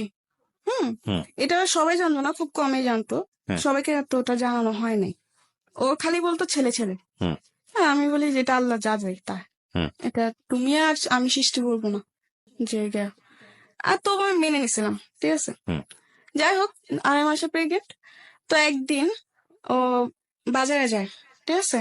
হুম। তো ওদিন আমাকে বলে কি, মুরগি এনে দিচ্ছে আমাকে, মুরগি এনে লুটি বানাতে বলছে আর মুরগি রান্না করতে বলছে। তো আমি রান্না বান্না করি, রান্না বান্না করার পরে আমার যে উকিল মা, যে আমার দায়িত্ব নেই, উকিল মা যাকে বলা হয়, সে তার বাসায় যাই আমি সন্ধ্যাবেলা রান্না বান্না সেরা। আমি ভয় পেতাম, একলা করে থাকতে ভয় পেতাম, হুম। খুব ভয় পেতাম। অন্ধকার আমার পছন্দ ছিল না, অন্ধকার আমি খুব ভয় পেতাম তখন। তো যাই হোক, পরে ওদিন আমি রান্না বান্না জলদি জলদি সেরে সন্ধ্যার আগে আমি আমার উকিল মার বাসায় চলে যাই। হুম। একা বাসায় থাকতে পারতাম না। যাওয়ার পরে ওদিন ও যাদের সাথে কাজ করতো, একটা লোক আসে। হুম। হুম। আসার পর অনেক কিছু বলে, বলার পর এগুলো ও শুনে, ঠিক আছে। শোনার পরেও ও আসে। আসার পর আমাকে বলে, তুমি এখানে, তোমার এখানে বসে বাসাতে বের না হতে। এ উকিল মা বলে? না, আমার হাজবেন্ড বলে। বাজার আচ্ছা। থেকে এসে আমাকে বলে, তোমার এখানে বসে কোথাও না যেতে। কারোর সাথে কথা বলতে দিত না, আবার কারোর সাথে দেখা করতে আমাকে দিত না সে। হুম। মানে বলতো ওই খালি ঘরে থাকবা চুপচাপ, হুম। কারোর সাথে বেশি কথা বলবো না। তার কারণ তার থেকে মনে হতো কি যে আমাকে হয়তো কেউ যুক্তি দিবে, কুবুদ্ধি দিবে, এই সেই, হয় না বাচ্চা নষ্ট করার জন্য কুবুদ্ধি দিবে, এগুলো ভাবতো সে। ওকে। তো ঠিক আছে, এমনি কাটতে থাকলো। এর মধ্যে সে অত্যাচার করে আমাকে, হুম। যেমন সবকিছু নিয়ে, খাবার নিয়ে, গোসল নিয়ে, রাত্রে ঘুমানো নিয়েও ডিস্টার্ব করে। মানে ডিস্টার্ব বলতে কি অত্যাচার করে, জি ছোটখাটো বিষয় নিয়ে জ্বালাতন। জি মানে সবসময় একটা পুরুষ বাইরের দিকে মনোযোগ থাকতে হবে, সে ঘরের দিকে নয়। ঘরের দিকে কি মানে এই কাজটা কেন করো নাই, তুমি এটা কেন করতে পারো না। আমি বলছি আমার শরীরটা ভালো লাগে না, আমি করি না, আমি পরে করবো। এটা আচ্ছা কেন বলছি, আচ্ছা এটা নিয়েও সে গায়ে হাত তুলত, এরকম আর কি। যাই হোক, তো একদিন বাজার থেকে আসার পরে যেটা বললাম আর কি, যে একজন, যে সে যেখানে কাজ করে ওখান থেকে একটা ভাই এসে আমাকে অনেক ধরনের কথাবার্তা বলে, হুম যে আপনি এগুলো কেন সহ্য করেন বা এই সেই। হুম এগুলো শুনেও, শোনার পরে তা আমার উকিল মার বাসায় ছিলাম, ওখান থেকে আমাকে হাতটা টেনে বাসায় আনে, আমাকে বলে ঘরে চলো। আচ্ছা তো আমি বলছি আচ্ছা ঠিক আছে চলো। এটা ঘরে আনার পরে বল খাবার দাও, বিছানার উপর বসেছিল, আমি খাবার দিছি। হুম ঠিক আছে, খাবার দেওয়ার পর দুইবার মুখে দিয়ে আমাকে বলতেছে, ও কি বলে তোমাকে, কি বলতেছিল ওরা। হুম আমি বলছি কি বলতে, তুমি কি জানো না, তুমি তো সব শুনছো, আমি তো জানি তুমি অনেক আগে আসছো, আমি টের পাইছি ও যে বাজার থেকে আসছে, আমি বুঝতে পারছি, আচ্ছা কিন্তু এটাও অভিনয় করছে আমি বুঝতে পারিনি। হুম তাই আমি তো বলছি তুমি তো জানো, তুমি তো শুনছো কি আমাকে কি বলছে বা কি বলে নাই। কয় হ্যাঁ আমি শুনছি, কিন্তু আমি আবার তোর মুখ থেকে শুনবো। আর তুই টাকা করতেছ, রেগে যাইতেছে। আর আমি মাঝে মাঝে মনে হয় যে ও একটু পাগল টাইপের, মানে এই ভালো আবার এই হঠাৎ করে খারাপ, মানে ওর কোনো মানসিক প্রবলেম আছে। Something beyond entertainment. Welcome. যেখানটা আমরা ছিলাম যে হাজবেন্ড মূলত আপনাকে আম, অনেক অত্যাচার করতো, হ্যাঁ তারপর হ্যাঁ, অত্যাচার করতো, মারধর করতো ছোটখাটো বিষয় নিয়ে। তৃতীয়ত হচ্ছে নেশা টেশা করতো, হুম খুব মানে বাজে আচরণ করতো। হুম যাই হোক, পরে আমাকে বলে কি তোর মুখ থেকে আমি আবার শুনি, তো আমি বলছি এক কথা বারবার বলতে আমার ভালো লাগে না, তুমি শুনছো আবার শুনে আবার কেন জিজ্ঞাসা করতেছো। হ্যাঁ, এটা বলার পর ও বাদ থেকে মানে খাবারের প্লেটটা ছুঁড়ে ফেলে দেয়, ছুঁড়ে ফেলে দিয়ে উঠে এসে আমার চুলে ধরে আমার গালটা চেপে ধরে বলে বলবি না তুই। আমি বলছি না আমি বলবো না, তুমি একবার শুনছো এখন আবার বলতিছো, আবার বলার জন্য, তুমি জানো না তুমি কি করো, তুমি যা করো তাই তো বলতেছিল। ও বলছে তাই নাকি, তো মানুষের যুক্তি নাস তুই। আমি বলছি মানুষের যুক্তি কেন নিবো, মানুষ যেটা সত্যি সেটাই তো বলে। এগুলো বলার পর আমাকে অনেক মারধর করে, ঠিক আছে, মারধর করে। আর মারধর করার পর আমি কান্না করতেছি, পরে চিৎকার চেঁচামেচি হয়েছে না, বকাঝকা, অনেক মারধর করে। তো আমার উকিল মা টের পায়, তখন রাত্রে প্রায় 11টার দিকে কাছাকাছি। তখন তো 11টা হলো গ্রাম অঞ্চল, নিরিবিলি একদম। হুম যাই হোক, অনেক মারধর করার পরে অনেকজন ধরতে আসলে তাকে মারতে যায়। তার কথা যে এখন যদি কেউ ধরতে আসো তো সবাই মার খাবা। আচ্ছা আমার হাজবেন্ড বলে ওকে ওকে মেরে ফেলবো না কেটে ফেলবো, এটা আমার ব্যক্তিগত ব্যাপার। ও আমার বউ, ওকে আমার যা ইচ্ছে আমি যা তাই ইচ্ছা আমি করবো। তাই করবো। হ্যাঁ, হুম আর যাই হোক, তো আমার উকিল মা এসে বলে যে এই অবস্থায় মারিস না, মারার দরকার নেই, ও যা করছে করছে, আচ্ছা ছোট ভুল হয়ে গেছে, বুঝতে পারি নাই। ও বলে কি না, ও মানুষের যুক্তি নেই। হুম, আর আমার উপর সন্দেহ করতো, ও ভাবতো যে অন্য কোনো ছেলের সাথে হয়তো আমার সম্পর্ক আছে, আচ্ছা এটা সন্দেহ করতো। আর ফোন দিলে ফোন চেক করতো যে আমি কোনো ছেলের সাথে কথা বলি নাকি, যদি অন্য একটা নাম্বার দেখতো তাহলে বলছে কে, তা আমি কি জানি কে কে কোথা থেকে, আমি তো এরকম কিছু মানে জানি না, ঠিক আছে। যাই হোক, পরে একটা পর্যায়ে যখন আমার উকিল মা এই কথাটা বলে যে এরকম ভাবে মারিস না, হুম হয়তো ওর ক্ষতি হবে, তো ও এক পর্যায়ে উঠে বলে কি যে এই বাচ্চা আমার না, মানে আচ্ছা ওটা অস্বীকার করতেছে। তো আমার রাগ উঠে গেছে, কি বললো এটা। পরে আমি বলছি আমি তুই টাঙ্গা করছি, আমি বলছি এটা তোর কি বাচ্চা না, বলছে না এটা আমার বাচ্চা না। তো আমি বলছি বেশ ভালো ভাই, তোরও বাচ্চা না তো ঠিক আছে, এটা বাইচে থাকার কোনো অধিকার নাই। আমি এই কথা বলে মানে কান্না করতেছি, ঠিক আছে। তখন এই কথা ও শুনে পরে আমাকে মানে লাথি দিয়ে ফেলে দেয়, আচ্ছা যার কারণে আমি খুব মাথায় খুব আঘাত পাই, এবং কি শরীরে খুব আঘাত পাই। আর মাটিতে ও আমাকে এমন ভাবে মারতেছিল, মানে কি বলবো, জাস্ট পা দিয়ে মানে লাথি দিতেছিল। ও হো এই প্রেগনেন্ট থাকা অবস্থাতে। হ্যাঁ হ্যাঁ, এটা কোমরে, পেটে বা পিঠে, বুকে, হুম মুখে, মানে যেখানে সে পারতেছে। আমি তো মাটিতে পড়ে গেছি, হুম ঠিক আছে। যাই হোক, অনেক মারধর করে। পরে একটা পর্যায়ে ও একটা লাইট থাকে, মানে গ্রামে তো অনেক লাইট দিয়ে চলাফেরা করা হয় যেহেতু কারেন্ট নাই। হুম হুম হুম তো একটা লাইটার ছিল ওর, স্টিলের, সিলভার, ঠিক আছে। ওইটা দিয়ে আমার একটা মাথায় বাড়ি মারে। পরে আমি আর বলতে পারি না, আমি সেন্সলেস হয়ে পড়ে যাই, ওহো ঠিক আছে। পরে কি হয় না হয় তা আমি জানি না, ঠিক আছে। যখন আবার আমি চোখ খুলি তখন দেখতে পারি যে ও আমার মাথায় পানি ঢালতিছে, ঠিক আছে, মানে আমার হাত পা মুছে দিতেছে, কান্নাকাটি করতেছে। আর এর মধ্যে আমার খুবই খারাপ অবস্থা হয়ে গেছে, ঠিক আছে। আমি প্রায় এই ঘটনার পরে আমি প্রায় 1.5 মাস অসুস্থ ছিলাম। হুম হুম, আর এই ঘটনার পরে আমার বেবিটা নষ্ট হয়ে যায়। আচ্ছা যাই হোক, নষ্ট হয়ে যাওয়ার পরে আমি তো অনেক অসুস্থ ছিলাম। এইসব খবর আমার মার কানে যায়, বাবার কানে যায়। তো আমার ফ্যামিলির থেকে আমাকে নিতে আসে, তো ওদিন আমাকে নিয়ে যায়, ঠিক আছে। নিয়ে যাওয়ার পর আমি প্রায় 1.5 মাস অসুস্থ ছিলাম, অনেক অসুস্থ হয়ে পড়ছি। ঠিক আছে, অসুস্থ হওয়ার পর 1.5 মাস পর আমি মোটামুটি একটু সুস্থ। তখন সে মেম্বার চেয়ারম্যান নিয়ে আসে, আচ্ছা। তার কথা যে তার বাচ্চা নষ্ট করে ফেলছে। ওহো, কিন্তু এটা আমি নষ্ট করি নাই, ওর এটা বাচ্চা, বেসিক্যালি ওর আচরণের কারণেই হয়েছে। ওর আচরণের কারণে হয়েছে, কিন্তু ও পুরা দোষ আমাদের উপর ফেলতেছে হুম হুম হুম। যে আমরা নষ্ট করে ফেলছি, কিন্তু আসলে তো তা না। যাই হোক, এগুলো অনেক গ্যাঞ্জাম হয়েছে, ও মেম্বার চেয়ারম্যান আনলো, এটা আনলো সেটা আনলো, অনেক কিছু আমাকে নিয়ে যাবে। ঠিক আছে, ওই ঘটনা পড়ার পর আমি আবার যাই, হুম। ওর বাসায় আবার যাই, সে একই আচরণ। সবাই কাছে বলছি ঠিক আছে আমি যা করছি ভুল করছি, আমি আর এরকম করবো না। তো ওর উপর আমি আরেকবার বিশ্বাস করি, করে আবার যাই। যাওয়ার পর ও সে একই আমার চল আচরণ করে। ঠিক আছে, যাক। পরে আবার চলে আসি। পরে আমি বলি যে আমি ওর কাছে আর যাবোই না। তো আমার বাপ মাও বলে যে ঠিক আছে, একবার আমাদের কথা শুনে গেছোস, যখন ও ভালোই হয় নাই তো আর যাওয়ার দরকার নাই, হুম। তোর যেটা ভালো লাগে তুই সেটাই কর। তো আমি বলছি ঠিক আছে, আমি ওর সংসারে যাবো না, আমি ঢাকায় চলে যাবো।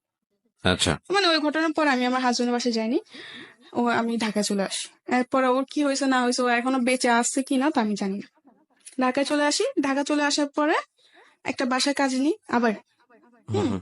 তো বাসায় কাজ ছেড়ে আবার ওই যে বললাম হসপিটালে যে চাকরিটা, হসপিটালে একটা চাকরি নিই। আচ্ছা, হুম ওই যে সেটা তো ব্যাকে আপনি বলেছিলেন হসপিটালে চাকরি নেন এবং হ্যাঁ, ওখানে চাকরি করতে করতে আপনার একটা ছেলের সঙ্গে হুম হুম পরিচয় হয় মূলত মোবাইল এটা শপ আমার, থেকে, হ্যাঁ ফ্ল্যাশব্যাকে গিয়ে আপনি যেটা বলেছিলেন। হ্যাঁ, হ্যাঁ এটা তো ওই মানে আমার ছেলেটার নাম কি ছিল?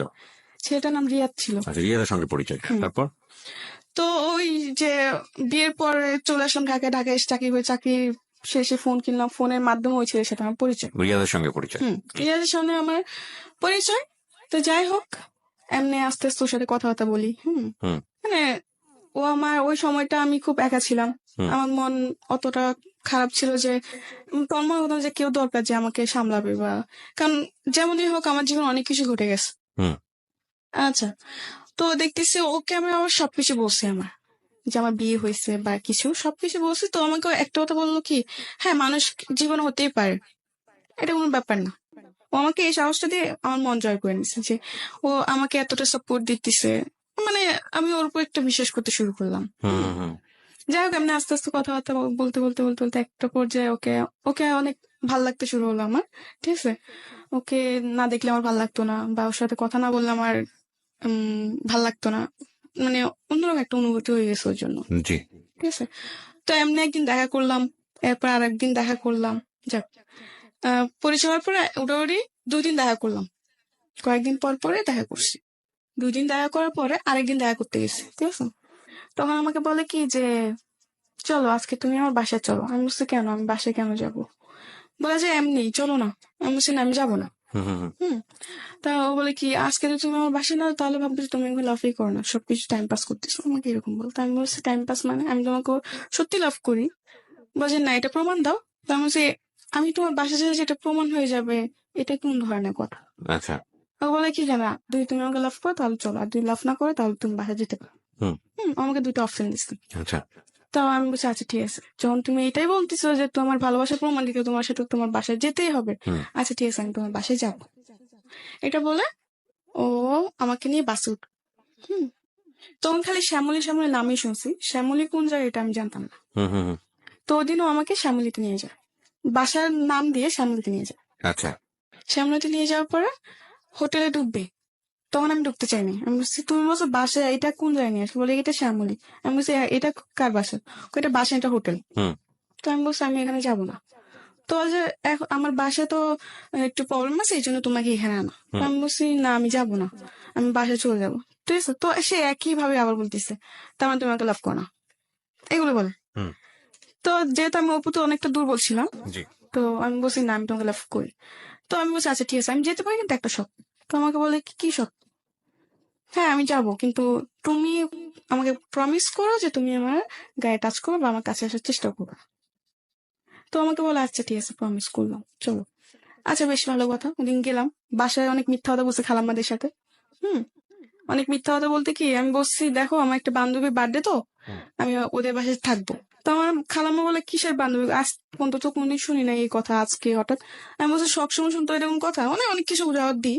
দেওয়ার পর বলে যে আচ্ছা ঠিক আছে। আমার খালাম্মা বলে, সকাল সকাল চলে আসিস, বেশি ইয়া করিস না, এরকম বলে। ঠিক আছে, তখন আমি বলি যে আচ্ছা ঠিক আছে। এটা বলে খালাম্মাদের ফোন দিয়ে বলে দিই বলে দেওয়ার পর ওদিন আমি ওদিন সামলিতে যাই। হুম। যাওয়ার পর আমাকে হোটেল নিয়ে ওঠার পর একটা রুম বুকিং করে ও বিরিয়ানি আনায়, 7 আপ আনার পর আমাকে ও নিজের হাতে বিরিয়ানি খাওয়া দিচ্ছে। আমি বলছি, আমি খাবো। ও বলছে না, আমি খাওয়াই দিই। ওদিন এত ভালোবাসা কোথা থেকে উতাল দিয়ে চলে আসছে আল্লাহ জানে। আমার নিজেরও খুব অবাক হইতেছিল ওদিন, যে ছেলে ঠিক মতো কথাও বলতো না, এখন নাকি সে আমাকে ভাত খাওয়াই দিতেছে। বাহ, ভালোই। যাই হোক, অনেক গল্প টল্প করছি। তখন রাত্রে 12টা 12:30 বাজে। আপনার হোটেলের গেট তালা মেরে ফেলে 10টা 10:30টার দিকে। ঢুকলেও নাকি বুড়াই নিকারাই ফটোকপি লাগে। তো আমরা যেদিন গেছি অনেক কিছু লাগে নাই, ঠিক আছে। ওদিন জাস্ট একটা লোক আসছে, এসে কিছু নাম টাম নিয়ে একটা ফটো নিয়ে রুমটা বুকিং দিয়ে দেয়। ওকে। ঠিক আছে। আচ্ছা, যাই হোক, খাওয়া দাওয়া সেরে আমরা গল্প টল্প করে টিভি টুভি দেখে, তো আমার ঘুম আসতেছে রাত্রে 12:30 1টা বাজে তখন। তো আমি বলছি আমি ঘুমাবো, তোমার কাছে ঠিক আছে ঘুমাবো। তো আমি বলছি তুমি ওই সাইডে ঘুম, আমি এই সাইডে ঘুমাই। এরকম ভাবে আর কি শুলাম। শোয়ার পর রাত্রে 2টা 2:30টার দিকে দেখলাম যে সে মানে তার মতলব বেশি ঠিক না। আপনি 2টা 2:30টার সময় একটা ছেলের সঙ্গে আপনি একই কক্ষে আছেন, এখানে মতলব ঠিক না হওয়া মানে ঠিক, তার মতলব শুধু দোষ দিচ্ছেন কেন? এটা তো না, আপনার কক্ষ। কারণ আমি তো তাকে আগে থেকে বলে দিচ্ছি, ঠিক আছে। এখানে একটা পারসেপশনের ব্যাপার আছে। জি, প্রথম কথা হচ্ছে যে আপনার বয়স অনেক অল্প, সেটা ঠিক আছে, কিন্তু আপনার অভিজ্ঞতা জায়গাটা তো অল্প না। এবং আপনি দেখেন, প্রথম থেকেই আমি একটা জিনিস আপনাকে খেয়াল করেছি, আপনার অনেস্টি। প্রত্যেকটা বাসায় আপনি গেছেন, নিজের পরিবারে থাকতে ভালো লাগে না, কাজের জন্য গেছেন, যেখানে আপনি দেখেছেন অন্যায় আচরণ হচ্ছে আপনি সেখান থেকে চলে এসেছেন। জি, জি। চলে আসছেন তার মানে ধরে নিতে হচ্ছে আপনার ইন্টেনশন ভালো ছিল। কিন্তু আপনি এটাও খুব ভালো করে জানেন যে একটা ছেলের সঙ্গে কিভাবে মিশলে সেই ছেলেটা আপনার সুযোগ নিতে পারে, অবশ্যই জানেন। অবশ্যই। তো জানার পরে আপনি যখন তাকে এরকম একটা কক্ষে আপনি তাকে নিচ্ছেন এবং আপনারা একসাথে স্টে করবেন, সেখানে আপনি আশা করছেন যে সে আপনার সঙ্গে ঋষি পুরুষের মতো আচরণ করবে। এটা কি মানে অন্যায়? এটা একটা এটা নিজের জায়গা থেকে বোঝার আগে ঠিক থাকলো? এটা তো আপনি না, এটা আমার বোঝার জায়গা থেকে ঠিক ছিল না দেখে তো আজকে এরকম। এক্স্যাক্টলি। সো আপনি এটাকে স্বীকার করতে হবে যে এটা আপনার হ্যাঁ, ভুল এটা ছিল। আমার ভুল, এটা আমার ভুল। কিন্তু Okay, ওদিন তারপর? আমি যে ওখান থেকে যে আমি ওর সাথে ঝগড়া করে বের হয়ে আসবো, এমনও কোনো পথ আমার ছিল না। যদি থাকতো আমি ওদিন সত্যি বের হয়ে আসতাম। ওকে। রাতে 2টা 2:30 তখন আমি না পাবো গাড়ি না। আপনি একই সঙ্গে একটা রুমের মধ্যে আছেন মানে হ্যাঁ, একটা না, ও আমার বিশ্বাসটা অর্জন করছে, ঠিক আছে। আমি মনে করি যে সবাই তার পৃথিবীতে খারাপ না, কেউ তো ভালো আছে। ঠিক আছে, বলেন তারপর। আপনার এরকম জায়গাতে যাওয়াটাই উচিত হয়নি, এখানে গিয়ে তাকে হ্যাঁ, test আমার করার দরকার এরকম ছিল। যাওয়াটা উচিত হয়নি। এটা আমি অপরাধ নিজেকে দোষারোপ করি যে আমার একটা মিস্টেকের কারণে এরকম হয়েছে, ঠিক আছে। এটা আমি নিজেকে দোষারোপ দিই, এটা আমার দোষ, এটা কারো দোষ না। যাই হোক, পরে গেলাম, ও আমার সাথে অনেক মানে খারাপ আচরণ করে, ঠিক আছে। মানে ওর সাথে আমার কি বলবো। ঠিক আছে, আমরা বুঝতে পেরেছি বিষয়টা। তারপর আচ্ছা, যাই হোক, পরে ওদিন সকালে আমি খুব কান্নাকাটি করলাম যে তোমার উপর আমি এত বিশ্বাস করলাম আর তুমি এমন একটা কাজ করতে পারলা কি করে। বলে কি যে এটা তো স্বাভাবিক, এটা তো কিছু না, আর আমি তোমাকে লাভ করি, এমনকি তোমাকে আমি বিয়ে করবো। আমাকে অনেক কিছু দিয়ে মানে আমার কান্না থামে। তো আবার আমার খালাম্মাদের সাথে দেখাও করতে আসছে। আমার খালাম্মা অসুস্থ ছিল, তো দেখা করতে আসছে। মানে অনেক কিছু ওদিন অনেক কিছু বুঝ দিল, ঠিক আছে। পরে ওরা অনেক কিছু কাজ করলো, যেটা দেখে ওর প্রতি একটু হলে আমি বিশ্বাস হয়ে গেছিল যে না, ও যা করছে মানলাম ভুল করছে, হয়তো আমারও কিছু অপরাধ ছিল, তার জন্য এরকম হয়েছে। কিন্তু এখন তো আমাকে ছাড়েনি, ও তো এখনো আমার সাথে আছে, এবং কি আমরা বিয়েও করবো। আমি বেশ ভালোই। তাই আমরা দেখা যাচ্ছে কয়েকদিন পর পরে আমাদের যাওয়া, ঠিক আছে।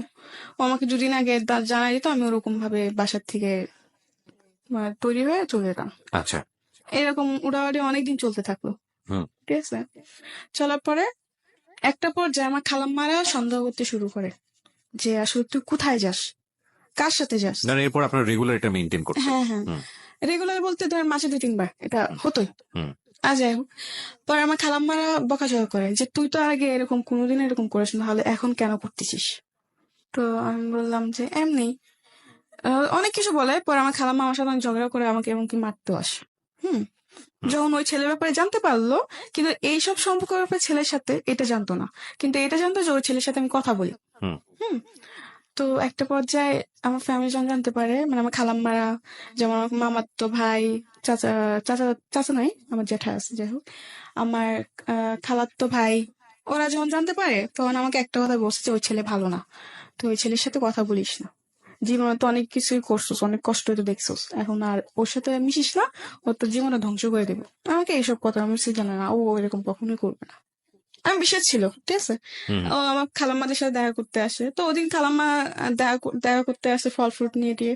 অসুস্থ ছিলেন আমার খালাম্মা, হার্টের প্রবলেম ছিল, ডাক্তার গেছিল। যাই হোক, আসার পর আমার খালাম্মার সাথে কথাবার্তা বলে, তো আমার খালাম্মা একটা কথা বলে যে ওই ছেলে ভালো না, তো ওর সাথে চলাফেরা করিস না, হুম হুম হুম। তো ওর সাথে দূরে চলে যা, মানে ওর থেকে তুই দূরে চলে যা, কারণ ও তোর জন্য ভালো ছেলে না, ওর মতলব অন্যরকম। আচ্ছা আমার খালাম্মা বললো, তো আমি বিষয় আমি কি যে বলো, তোমাদের সবই খারাপ হয়ে যায়, সবই তোমাদের জন্য খারাপ। তো আমার খালাম্মা বললো যে আজ তো বুঝতেছ না, কিন্তু একদিন বুঝবি ঠিকই, হুম হুম কিন্তু সেদিন বুঝে কোনো লাভ হবে না। তো আমার এইসব কথা বলে, বলার পর আমি কিছু বলি না, ঠিক আছে। তো যখনই ওর সাথে দেখতেছি যে আস্তে আস্তে ওর সাথে দেখা করাটা আমার বেশি বাড়তেছে, অতিরিক্ত। এটা মানে আমি যে এলাকায় থাকি ওই এলাকায় মানুষের নজরে পড়তেছি। পড়ে গেছে। হুম। হুম তো এতে অনেক মানুষ অনেক কিছু বলে আমার খালাম্মা দেখে, পরে ওসব নিয়ে আমার সাথে ঝগড়াঝাটি করে খালাম্মা। আচ্ছা তো একটা পর্যায়ে এমন হয় যে ওদের চেহারাটা দেখলে আমার বিষয়ের মতো লাগে, আমার খালাম্মাদেরকে আমি সহ্য করতে পারতাম না, যে আমাকে ডাক দিত, শাসন করতো, এই জন্য। হুম তো একটা পর্যায়ে আমি কি করে ওকে ফোন দিই, আমি বলি চলো আমরা রুম নিয়ে একসাথে থাকবো, আমরা রুম নিব। হুম। যেহেতু আমরা বিয়ে করবো, তো আমরা বিয়ে করে রুম নিয়ে নিই। ও যে আচ্ছা ঠিক আছে। তো আমাকে বলে তুমি রুম খুঁজো, আমাকে ছেলেটা বলে। হুম। তো আমি বলছি, আচ্ছা ঠিক আছে, আমি রুম খুঁজবো। পরে আমি রুম খুঁজি, ঠিক আছে। রুম খুঁজতে খুঁজতে একটা রুম পাইলাম শেষ পর্যায়ে, 3,000 টাকা মানে ভাড়া। প্ল্যানিং করলেন আপনারা একসঙ্গে লিভ হ্যাঁ, করবেন? আমরা একসাথে থাকবো। তো রুম খুঁজে একটা রুম পেলাম, ওটার দাম ভাড়া হচ্ছে 3,000। আমরা এমন একটা সমাজে বসবাস করি, এটা অবশ্যই অস্বীকার করার মতো নয়। আমাদের সংস্কৃতি বলেন, আমাদের ধর্মীয় কৃষ্টি কালচার বলেন, যেহেতু আমরা প্রায় 95%, 95% হচ্ছে না, 92%, 92% হচ্ছে মুসলিম সংখ্যাগরিষ্ঠ দেশ আমাদের। আমাদের ধর্ম, আমাদের সংস্কৃতি, আমাদের সামাজিকতা কোনো কিছুই এই ধরনের স্টে বা একই সঙ্গে থাকা বা কনজুগাল লাইফ বা লিভ টুগেদার এটা সমর্থন করে না। এখন কথা হচ্ছে পাশ্চাত্যে আছে, পাশ্চাত্যের সংস্কৃতি দ্বারা আমরা প্রভাবিত হচ্ছি, অনেক ডেসপারেট হয়ে যাচ্ছে ছেলেমেয়েরা আজকালকের এই ইন্টারনেট কমিউনিকেশনের যুগে। ব্যক্তি স্বাধীনতার উপরে প্রাধান্য দেওয়া হচ্ছে, কিন্তু সামাজিক রীতিনীতি, আহ, বহির্ভূত কোনো আচরণই আহ, ব্যক্তি জীবনে আসলে কোনো ভালো রেজাল্ট বয়ে নিয়ে আসে না। কারণ যে সমাজে যেটার চল, আপনি যদি সেটার সাথে ম্যাচ করতে না পারেন, তাহলে সারাটা জীবনে আপনার সমাজের সঙ্গে যুদ্ধ করতে হবে। সেই যুদ্ধ আপনাকে কি দিবে জানি না। আপনি যদি খুব খ্যাপা হন, দেন ঠিক আছে আমি যুদ্ধ করে যাবো, that's a different thing. But আপনি যদি হ্যাপি হতে চান, তাহলে যুদ্ধ করে কখনো হ্যাপি হওয়া যায় না। Something beyond entertainment. Welcome, welcome. ওকে, কথা না বাড়িয়ে বৃষ্টির কাছে আবার ফিরছি। হ্যাঁ, বৃষ্টি তারপর। পরে যাই হোক, আমরা এরকম ডিসিশন নিই যে আমরা একসাথে থাকবো, ঠিক আছে। তো আমি রুম টুম দেখি, দেখার পরে রুম ব্যবস্থা হয়, তো আমি ওকে ফোন দিই। ফোন দেওয়ার পরে বলছে যে বাড়িওয়ালা বলছে অ্যাডভান্স দিতে, আর তোমার বোনের ফটোকপি আর কাবিন নামা চাইছে। এই কথা বলছে। তো এই কথা বলার পর বলছে আচ্ছা ঠিক আছে। তো আমি বলছি চলো আমরা বিয়ে করে নি, কাবিন নামা তো দিতে হবে, তো কাবিন নামা ছাড়া তো রুম দিবে না। হুম এটা বলার পর বলে আচ্ছা ঠিক আছে। বলে কি আমি তোমার কালকে জানাইতেছি, এই কথা বলার পর আমাকে বলে কালকে জানাইতেছি, মাসের পুরো শেষের দিকে। আর আমি ওদিকে আমার খালাম্মাদিকে বলছি যে আমি তোমাদের সাথে আর থাকবো না।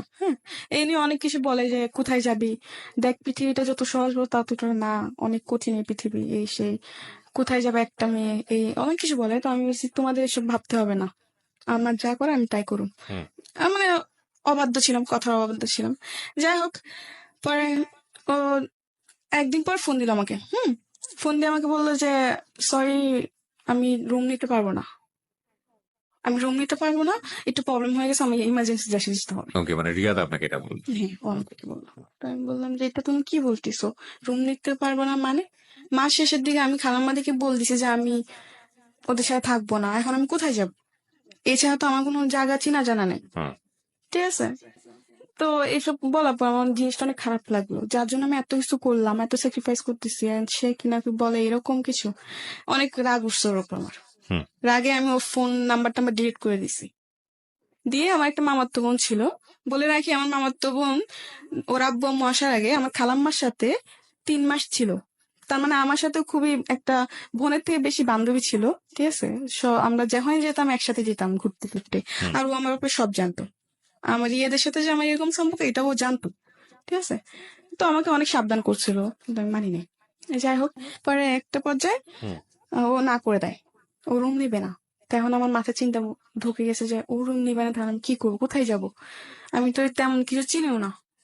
আচ্ছা যাই হোক, পরে আমার ওই মামাতো বোনটাকে ফোন দিই।